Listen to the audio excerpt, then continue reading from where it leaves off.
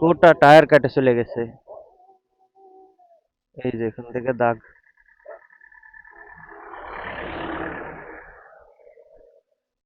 এখান থেকে এই যে এই মার্গাট লাগানোর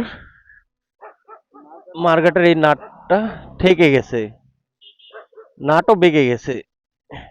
টায়ারও তো কম শক্ত না।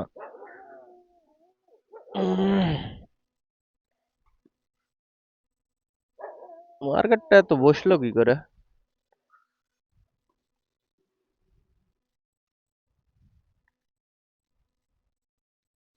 কি হাওয়া কমালে ঠিক হবি?